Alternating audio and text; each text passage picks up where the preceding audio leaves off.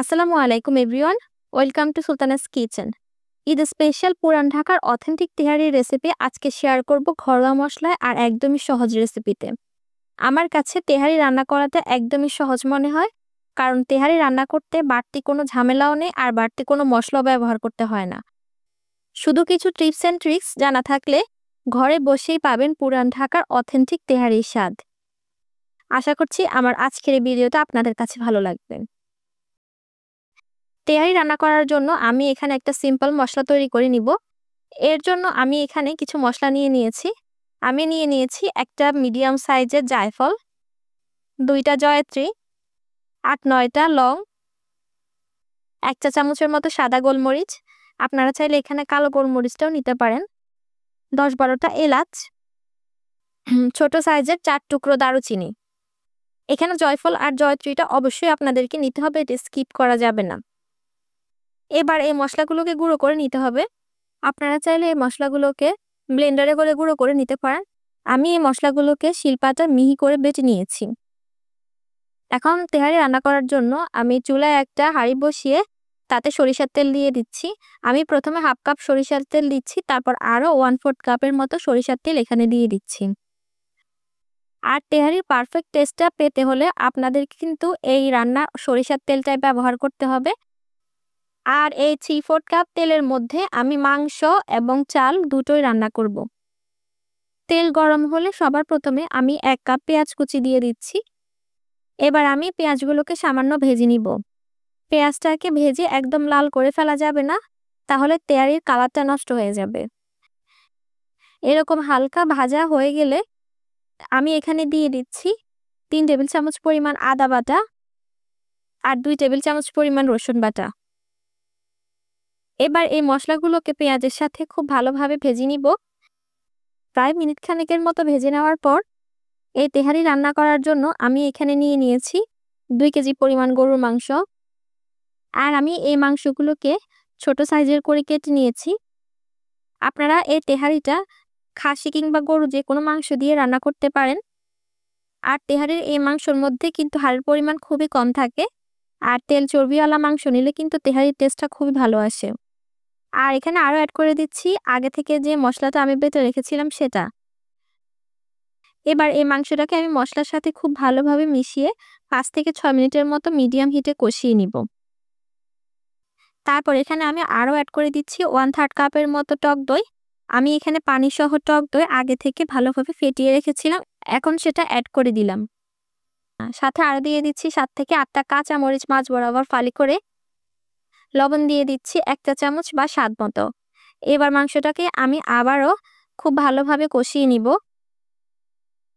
আর এটাকে 8 থেকে 10 মিনিটের মতো ঢাকনা দিয়ে ঢেকে দিব। এই সময়ের মধ্যে মাংস থেকে খুব ভালোভাবে পানিটা ছেড়ে দিবে। আর মাংসটা কষানোর সময় চুলার আঁচটা লো মিডিয়ামের মাঝামাঝি থাকবে। আর দেখতেই পাচ্ছেন এরই মধ্যে মাংস থেকে যথেষ্ট পানি ছেড়ে দিয়েছে। আমি যেহেতু এই তেহারির মাংসটাকে ছোট ছোট করে কেটে নিয়েছি, তাই মাংস থেকে যে পানিটা ছেড়েছে তা দিয়ে কিন্তু এই মাংসটা সেদ্ধ হয়ে যাবে। আপনাদের যদি এই পানির মধ্যে মাংসটা সেদ্ধ না হয়, তাহলে আপনারা চাইলে এখানে কিছু গরম পানি অ্যাড করতে পারেন। এখন আমি তেহারির জন্য চালটা রেডি করে নিব। এর জন্য আমি এখানে একটা বাটিতে নিয়ে নিয়েছি 1 কেজি পরিমাণ পোলাওর চাল। আমি এখানে চিনি গুঁড়া চালটা নিয়েছি। আপনারা আপনাদের পছন্দ মতো যে কোনো আতপ চাল এখানে নিতে পারেন।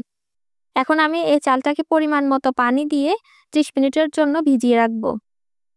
তেহারি পারফেক্ট এবং ঝরঝরে হওয়ার জন্য এভাবে চালগুলোকে আগে থেকে 30 মিনিটের মতো ভিজিয়ে রাখাটা খুবই গুরুত্বপূর্ণ। আপনাদের হাতে যদি সময় কম থাকে তাহলে অন্তত 15 থেকে 20 মিনিটের মতো চালটাকে ভিজিয়ে রাখবেন। প্রায় 50 মিনিট পর ফিরে এলাম। আর মাঝে মাঝে মাংসের ঢাকনাটা খুলে এটাকে নেড়ে চেড়ে দিতে হবে। আর খেয়াল রাখতে হবে যেন মাংসটা পাতিলের নিচ থেকে লেগে না যায়। এবার আমি মাংসটাকে আবারও ঢেকে রান্না করব যতক্ষণ না পর্যন্ত এটা সিদ্ধ হয়ে যায়। প্রায় 45 থেকে 50 মিনিট পর ফিরে এলাম। দেখতেই পাচ্ছেন এরই মাঝে মাংসটা থেকে সম্পূর্ণ পানি শুকিয়ে গেছে আর মাংসটা কিন্তু পারফেক্টভাবে সিদ্ধ হয়ে গেছে। আর আমাদের আজকে তেহারির জন্য মাংসটা কিন্তু রান্না হয়ে গেছে। এখন আমি এই মাংসটাকে তেল থেকে ছেঁকে একটা বাটিতে তুলে নিচ্ছি। আজকে তেহারিটা রান্না করার জন্য আমার এই পাতিলটা ছোট মনে হচ্ছে, তাই আমি এই তেল মশলাগুলোকে একটা অন্য বড় পাতিলে ঢেলে নিচ্ছি। আর এখানে আমি আগে থেকে যে চালটা ভিজিয়ে রেখেছিলাম সেটাকে ভালোভাবে ধুয়ে পানি ঝরিয়ে এখানে অ্যাড করে দিচ্ছি। এখন আমি চালটাকে ভালোভাবে ভেজে নিব। আর চেষ্টা করবেন মাংসের এই তেল মশলাটা দিয়ে চালটা ভাজার জন্য, তাহলে তেহারির মধ্যে খুব ভালো একটা ফ্লেভার ক্রিয়েট হয়। চালটাকে ভাজার সময় অবশ্যই চুলার আঁচটা কমিয়ে রাখবেন, তা না হলে চালটা পুড়ে যেতে পারে, তখন কিন্তু তেহারির টেস্টটা নষ্ট হয়ে যাবে। আমি 4 থেকে 5 মিনিটের মতো চালটাকে ভালোভাবে ভেজে নিয়েছি। এখন আমি এখানে অ্যাড করে দিচ্ছি 8 কাপ গরম পানি। আমি যেহেতু 1 কেজি অর্থাৎ 4 কাপ চাল নিয়েছি, সেজন্য আমি এখানে 8 কাপ গরম পানি অ্যাড করছি। পানি দিয়ে সাথে সাথে নেড়েচেড়ে দিতে হবে, তা না হলে চালগুলো দলা পাকিয়ে যেতে পারে। এবার আমি এখানে অ্যাড করে দিচ্ছি 2 চা চামচ বা স্বাদমতো লবণ। লবণটা দেওয়ার পর আপনারা একটু টেস্ট করে দেখবেন। যদি এই পর্যায়ে মনে হয় লবণটা ঠিক আছে, তাহলে যখন তেহারিটা রান্না হবে তখন কিন্তু লবণের পরিমাণ কমে যাবে। আর যদি মনে হয় লবণটা একটু বেশি হয়েছে, তাহলে তেহারির টেস্টটা রান্নার পর একদম ঠিক থাকবে। লবণ দেওয়ার পর আমি আবারও সবকিছুকে খুব ভালোভাবে মিশিয়ে ঢাকনা দিয়ে ঢেকে ততক্ষণ রান্না করব, যতক্ষণ না পর্যন্ত চালের পানিটা মোটামুটি টেনে আসে। যখন চালের পানিটা এরকম টেনে আসবে, তখন আমি এখানে অ্যাড করে দিচ্ছি 10 থেকে 15টা কাঁচামরিচ। আর এই তেহারির মধ্যে একটা শাহি ফ্লেভার আনার জন্য আমি এখানে দিয়ে দিচ্ছি 2 চা চামচ পরিমাণ কেওড়া জল। আপনারা চাইলে কেওড়া জলের পরিবর্তে এখানে গোলাপ জলও দিতে পারেন, অথবা চাইলে এসেন্সও ব্যবহার করতে পারেন। যদি এসেন্স ব্যবহার করেন তাহলে 2 থেকে 3 ফোঁটার মতো ব্যবহার করলেই হবে। এবার সবকিছুকে ভালোভাবে মিশিয়ে আমি এটাকে ঢাকনা দিয়ে ঢেকে দমে দিব 5 মিনিটের জন্য। আর আপনারা যদি পাতলা তলানিযুক্ত হাঁড়ি ব্যবহার করেন তাহলে হাঁড়ির নিচে একটা তাওয়া দিয়ে দিবেন আর চুলার আঁচটা একদমই কমিয়ে দিবেন। আর ঢাকনায় যদি এরকম ছিদ্র থাকে তাহলে অবশ্যই এরকম একটা লং দিয়ে ছিদ্রটা বন্ধ করে দিবেন। 5 মিনিট পর দেখতেই পাচ্ছেন চালটা মোটামুটি সেদ্ধ হয়ে গেছে আর পানিটাও একদম টেনে গেছে। এখন আমি এই পর্যায়ে এখানে আগে থেকে রান্না করে তুলে রাখা মাংসগুলো অ্যাড করে দিব। মাংসটা দেওয়ার পর আমি খুব ভালোভাবে চালের সাথে মাংসটাকে একসাথে মিশিয়ে নিব। তারপর আবারও ঢাকনা দিয়ে ঢেকে আমি দমে রাখবো প্রায় 15 থেকে 20 মিনিটের মতো।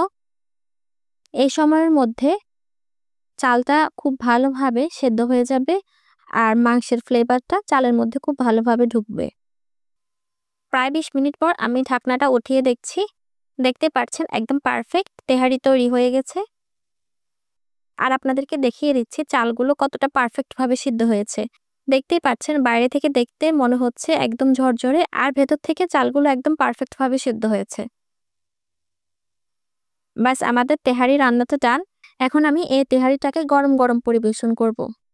আর আপনারা একটু খেয়াল করে দেখলে বুঝতে পারবেন আমার তেহারিটা কতটা ঝরঝরে আর কতটা পারফেক্ট হয়েছে।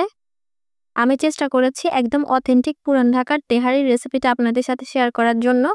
আশা করছি আমার আজকের রেসিপিটা আপনাদের কাছে ভালো লেগেছে। ভালো লাগলে অবশ্যই ভিডিওতে একটি লাইক দিবেন আর আমার চ্যানেলটি সাবস্ক্রাইব করে আমার পাশেই থাকবেন। সবাই ভালো থাকবেন, সুস্থ থাকবেন। আল্লাহ হাফেজ।